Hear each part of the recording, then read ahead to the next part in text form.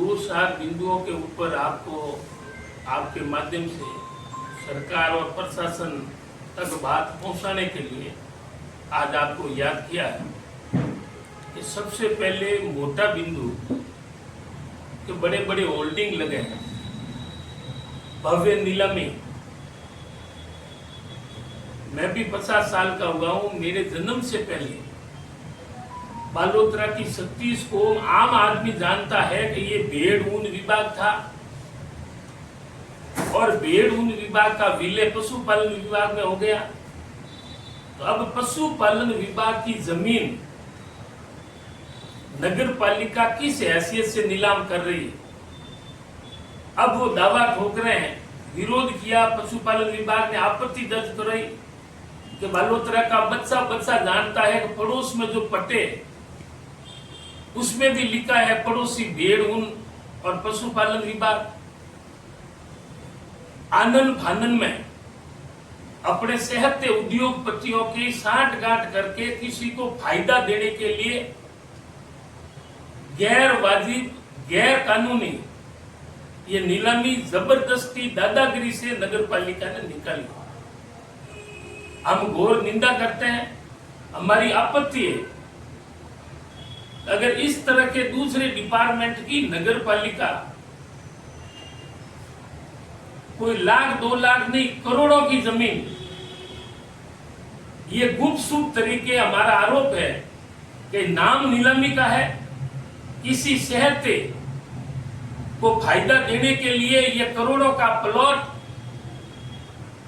जल्दबाजी करके नीलामी के नाम से उस फायदा देने की फिराक में है। कई सालों से मैं नहीं, हमारे पूर्वज भी कि ये भेड़ ऊन विभाग का है और भेड़ विभाग नगर पालिका के पास से कौन सी कमी आ गई। 937 बीघा एक्वायर की थी, वो तो जमीन पड़ी है, अभी तक 30 सालों से किसानों को मुआवजा नहीं दिया। और भी नगर पालिका चाहे तो कोई जमीन ले सकती है। 2 सालों से जिला कलेक्टर का ऑफिस तय नहीं हुआ, वो भी बच्चों की शिक्षा की भूमि जो कॉलेज है वो हड़पने की फिराक में, दूसरा पशुपालन विभाग की जमीन हड़पने, तो कौन सी भूख आ गई नगर पालिका में। इसलिए आज हम आपके माध्यम से जिला कलेक्टर महोदय, सरकार और प्रशासन से निवेदन करते हैं, यह तो आप ईमानदारी का परिचय देते हुए नीलामी को रोका जाए, नहीं तो आर पार की लड़ाई होगी। हम धरना प्रदर्शन करेंगे, जो होगा न्याय के लिए हमें करने के लिए मजबूर ना करें। खुली सरकारें तो कई आई और आगे गरीबों को कियोस्क आवंटन हुई थी अशोक गहलोत जी के टाइम, वो बेचारे गरीब मजदूरी कर रहे हैं। तो ये किसी उद्योगपति को देने के बाद में गरीबों के आसियाने उतरेंगे, उनका रोजगार खत्म हो जाएगा। तो इसलिए नीलामी को रोका जाए और आपसे भी मेरा निवेदन है कि हाई लेवल तक इस बात को पहुंचाए कि भेड़ ऊन विभाग पशुपालन विभाग को पट्टा देने की बजाय खुद नीलाम कर रहे हैं और ऊपर से सोरी और सीना सोरी कह रहे हैं हमारे नाम की है। अरे नगर पालिका क्षेत्र में तो पूरी नगर पालिका के नाम ही होती है और सरकार का नियम है कि 10-15 सालों का कोई काबिज है तो उनका भी हो जाता है। तो ये तो 100 सालों से देश आजादी के बाद में लगातार ये डिपार्टमेंट चल रहा है। तो ये नौबत क्यों आई, हम घोर निंदा करते हैं और यह स्थानीय विधायक जी से मांग करते हैं कि आज 15 दिनों से लोग डिपार्टमेंट विरोध कर रहा है, लोगों के हर आदमी के मुंह पर ये बात है, तो आपने दखल अंदाजी क्यों नहीं की। अगर आप नहीं बोलते हैं तो कि आपकी साठगांठ भी साथ में, इसलिए इनको रोका जाए। और दूसरा, 10-15 दिन हो गए हैं, आज स्कूलों में कॉलेज में आरएसएस के द्वारा बीजेपी को फायदा पहुंचाने के लिए कार्यक्रम कर रहे हैं। अगर वो स्वतंत्र अलग से करें हमें कोई तकलीफ नहीं, तो भाई विनोद जाखड़ को किस कारण गिरफ्तार किया है। जगह जगह धरना विरोध प्रदर्शन हो रहे हैं, इस सरकार में कोई सुनवाई नहीं हो रही है। मांग करते हैं कि विनोद जाखड़ को तुरंत रिहा करे। और तीसरा पॉइंट हमारा है, इसी विभाग से आते हैं, उनकी तरफ से जो मौन स्वीकृति है, क्या लगता है कि कोई रिएक्शन नहीं आया प्रधानमंत्री का? मैं तो न मंत्री जी में दम लग रहा है, न विधायक जी में दम लग रहा है। ये पशुपालन विभाग ने ऐतराज किया, लिखित में किया है कि भाई हमारा कार्यालय है, हमारा हॉस्पिटल है, और आज या कल और लेटर आया है डायरेक्टर जयपुर से पशुपालन विभाग, ये हमारी संपत्ति है। और इन्होंने संपत्ति की लिस्ट भी जारी की है। ये नक्शा है कि हमारी संपत्तियां कहाँ कहाँ हैं। ये असाडा में है, सिवाना में है, कई जगह ये है। असाडा वाली जमीन तो सरकार ने किसी विभाग को दे दिया है। तो ये जमीन हड़पने का काम नगर पालिका सरकार ही कर रही है और इनके कार्यकर्ता ही कर रहे हैं। तो कौन सी भूख आ गई है? अगर इनकी धंधा या व्यापार करने की हिम्मत नहीं है तो हमारे पास आए, हम सुझाव देते हैं भाई व्यापार के कई तरीके हैं। इस तरह के डिपार्टमेंटों की जमीन हड़पना, लोगों की जमीन हड़पना,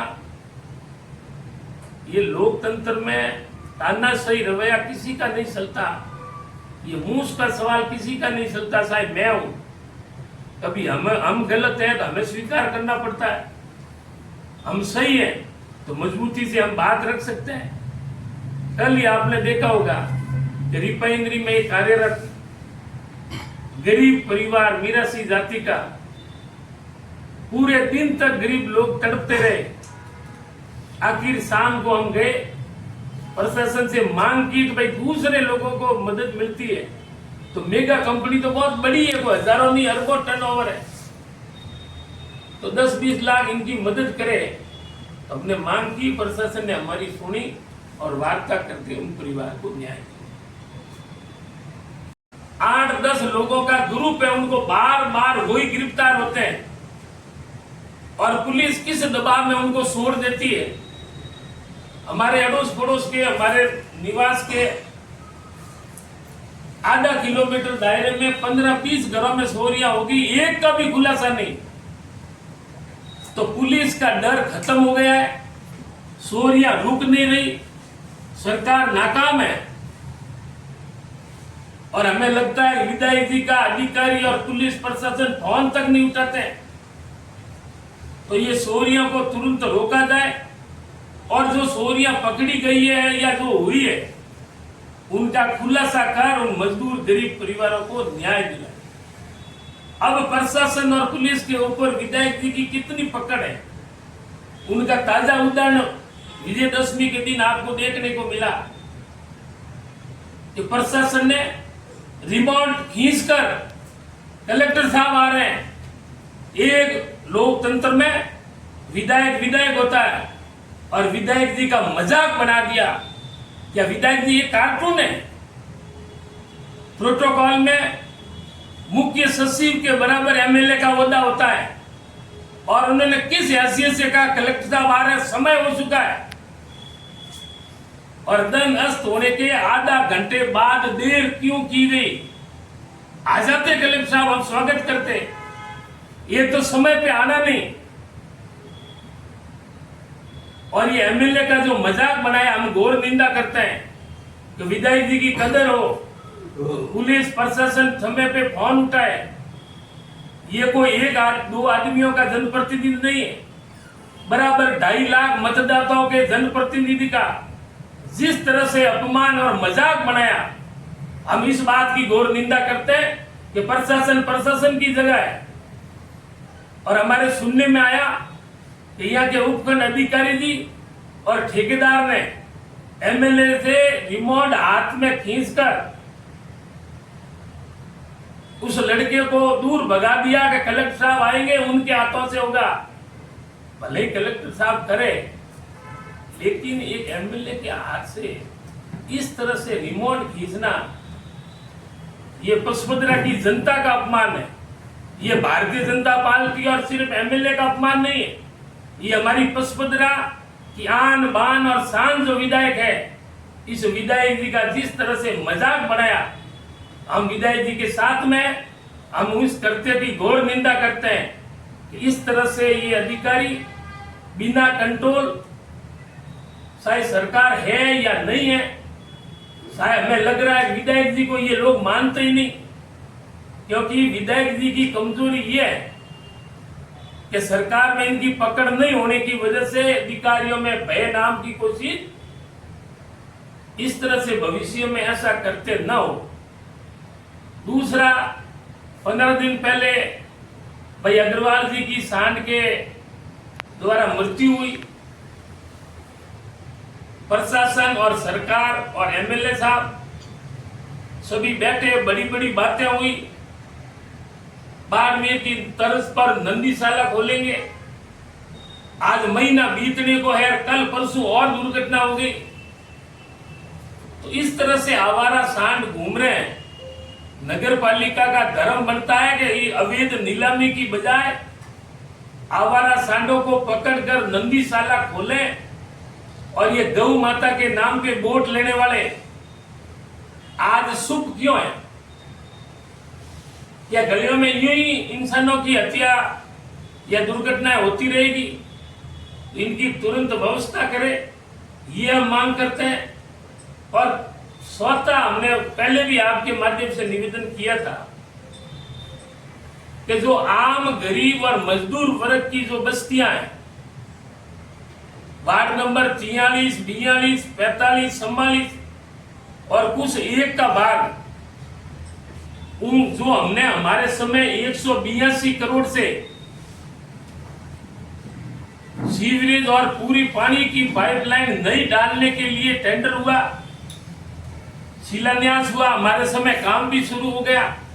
सरकारें बदल गई और इन्होंने 3 साल जो गरीब बस्तियां हैं वहां सीवरेज रद्द करके रेल लाइन के इस साइड में सुख सागर में सीवरेज और पानी की पाइपलाइन डाल दी। और हमारा खुला आरोप है कि 25-30 करोड़ का काम उन जगह की बजाय दूसरी जगह कर दिया, जो न तो ठेकेदार को पावर है और स्वीकृति कहां हुई, काम कहां हुआ। तो उन गरीब बस्तियों के लोगों की क्या दुश्मनी है? अगर मेरा निवास या मेरा घर है तो मेरी गली या मेरा घर छोड़ देते, मुझे कोई आपत्ति नहीं है। लेकिन मेरे बदले की भावना के कारण 4 वार्डों के लोगों को वंचित किया गया। और 5वां बिंदु एक भी सड़क चलने लायक आज बालोतरा में नहीं है। अभी 2 दिन पहले गांधीपुरा में और अन्य जगह सड़क का काम शुरू हुआ है, और ये झूठी वाहवाही ले रहे हैं कि विधायक अरुण जी को बहुत बहुत धन्यवाद। ईमानदारी से कहो, ये हमारे टाइम में मुख्यमंत्री जी ने 35 किलोमीटर सड़कें दी थी, वही तो सड़कें शुरू हुई है। आपने कौन सी नई स्वीकृत करा दी? तो भी हमें कोई एतराज नहीं। हमारे इतने स्वीकृत कराए कि 3 साल तक तो वही पूरे नहीं होंगे। आप नई सड़कों का काम शुरू कराएं ताकि बालोतरा की आवाम को राहत मिल सके। आप कोई भी रोड ले लें, आज चलने लायक रोड नहीं है। इसलिए हम मांग करते हैं तुरंत सड़क और जो वंचित किया गया सीवरेज का कार्य शुरू करें। और दूसरा नंबर, पुराने कामों का वाहवाही लेना इनकी फितरत में है। पहले भी ली, ओवरब्रिज का लिया, क्या भाई ओवरब्रिज आपने सैंक्शन कर रहे हैं? जिला बने को 2.5 साल ऊपर हो गया, ये 3रा साल है, अभी तक जमीन भी हमारे समय आरोप लगाते हैं कि जेरला में बना रहे हैं। अरे भाई, आप कहीं भी बना लो, हमें कोई ऐतराज नहीं है। बालोतरा जिला बना है, 40 सालों की पुरानी मुराद पूरी हुई है, तो इनको तो खुशी नहीं है। अगर दोष होता अभी भवन सेक्रेटरीट शुरू हो जाता, लेकिन हमें नहीं लगता कि इनकी जयपुर में कोई सुनते हैं।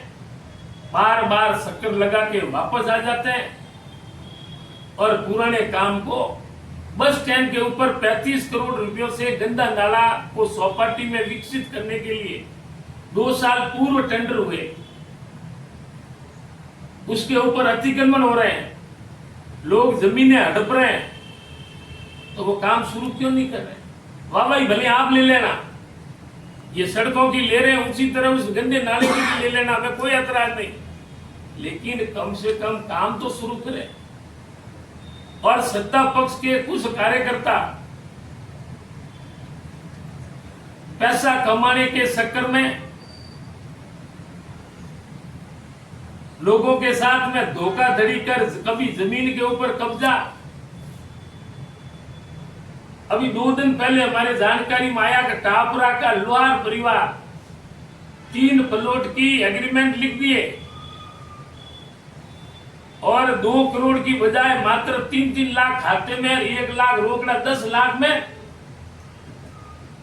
उसमें भी भारतीय जनता पार्टी के नेता और कार्यकर्ता शामिल हैं। ये हमारा आरोप है कि विधायक जी दखल दे और गरीब आदमियों को लूटने से बचाए।